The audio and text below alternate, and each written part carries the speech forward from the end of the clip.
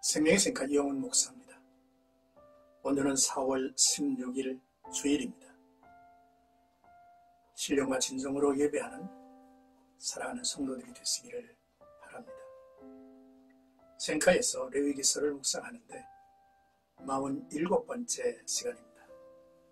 19장 19절에서 28절까지 하나님의 선민 이스라엘에게 여러 가지 도덕률을 명하신 그 첫 번째 시간이죠. 거룩하신 하나님은 우리의 일상에서 하나님의 창조 원리인 구분하시고 구별하신 그 아름다움을 보존하며 드러내기를 원하셨죠. 세상과 구별된 성도들은 구체적인 상황과 사건 속에서도 정체성을 지키며 굳게 서야 합니다. 거룩함이란 소소한 상황 속에서도 하나님 편에서의 행실을 보이는 것이죠. 먼저 19절은 교잡을 금하는 규례입니다. 하나님은 이스라엘에게 서로 다른 종류의 짐승을 짝짓기 하게 하거나 두 종류의 씨를 밭에 뿌리지 말아야 할 것을 명하셨습니다. 또한 서로 다른 종류의 재료로 된 직물을 짜서 옷감을 만드는 것도 금하셨죠. 이 규례는 하나님께서 창조하신 종들이 다른 부류들과 섞여서 그 구별이 모호해지지 않게 하기 위함이라는 의미가 큽니다. 하나님의 창조 세계를 보아야 합니다. 구분하시고 또 그것을 구별하여 보시기에 아름답고 좋게 하셨죠. 하나님은 그 백성에게 그 세계를 지켜가도록 하셨습니다. 이를 무시하면 하나님에게 반역하는 일이 될 것입니다. 이스라엘이 이를 잘 지키면 하나님 안에서 자기의 정체성을 영광되게 드러낼 것입니다. 하나님의 창조 섭리는 참으로 신비롭고 아름다운 것이죠. 본 단락의 말씀은 모든 생업의 활동을 통해, 즉 가축의 사육이나 농사를 통해서 거룩히 구별되어야 함을 보여주고 상기하게 했습니다. 이제 20절에서 22절까지는 정혼한 여종과의 간음에 대한 규례의 말씀이죠. 만약 여성이 종이 아닌 약혼녀일 때 남녀가 자의적으로 음행한 경우라면 둘 다 죽임을 당하였습니다. 하지만 여자가 불가항력적으로 당한 경우에는 성폭행했던 남자만 죽음을 당하게 했죠. 이스라엘 남자가 아직 해방되지 않은 정혼 상대인 여종을 강간했을 때 종의 신분인 여인은 보호를 받아야 하죠. 그러나 남자는 자신의 정욕을 위해 간음을 범했기 때문에 죽임을 당하지 않더라도 속건물을 바침으로 자신의 죄를 속죄해야 하며 이에 따른 보상을 해야 했습니다.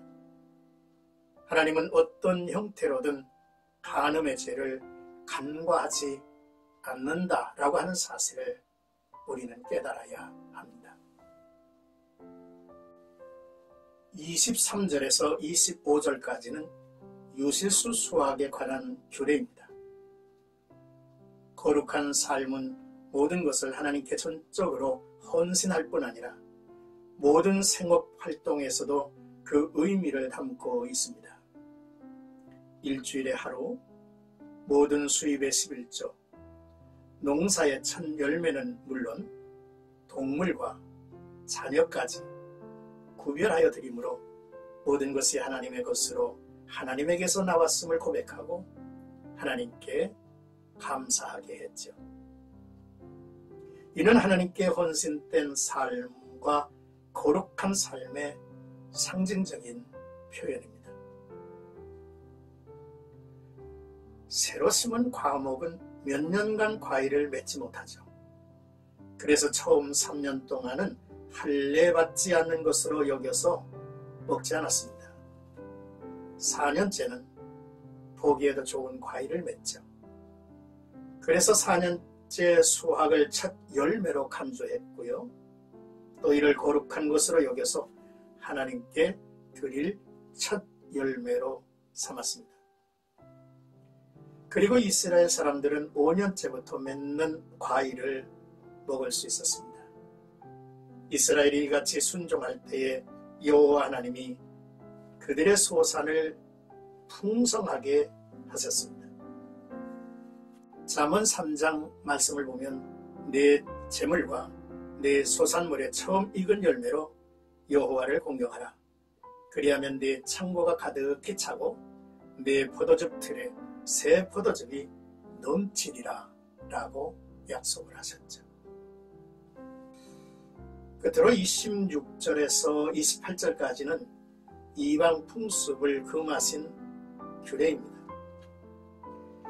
가나안 사람들은 자신들의 신과 교제할 때에 희생 제물의 피를 서로 나누어 마시는 습관이 있었습니다. 성경 전체에서 하나님은 철저히 생명의 근원인 피를 식용으로는 금하셨습니다. 점과 술복은 하나님을 의지하지 않고 장래일을 미신적인 방법으로 예측하는 행위였죠. 하나님은 그의 백성에게 이와 같은 이방인의 풍습을 엄히 금했고, 하나님은 선지자 또는 제사장들의 우림과 둠빔을 통해서 간접적으로 알게 하셨습니다. 하지만 하나님이 잠잠하실 때에 이스라엘은 믿음으로 행하며 율법과 규례를 따라 묵묵히 살게 하셨습니다. 세상의 주권과 통치가 하나님께 있음을 믿기 때문이었죠. 또한 이방인의 풍습을 멀리해야 할 것을 이어 지적하셨습니다. 이방인들은 그들의 신을 기념하기 위해서 머리를 둥글게 깎고 종교의식으로 수염을 깎기도 했습니다. 죽은 자를 슬퍼하고 음부의 신을 달래기 위해서 자기의 몸을 베는 일을 했고, 몸에 온갖 문신을 함으로써 자해하는 행위를 했는데, 하나님은 이 같은 일을 엄히 금하셨습니다. 사람의 모발과 온몸이 하나님이 창조하신 그대로의 모습이기를 원하셨죠. 하나님이 주신 인간의 몸은 어떤 식으로든 고의로 상해를 입히거나 훼손을 해서는 안 되죠. 하나님은 이스라엘 사람에게 어떤 신체적 변형도 허락하지 않으셨습니다. 사랑하는 생각가족 여러분, 오늘 말씀을 우리가 묵상하면서 하나님은 우리에게 큰 일에서 작은 일까지 삶 속에서 구분이 되고 구별되어 살기를 바라고 계신다는 사실을 깨닫습니다.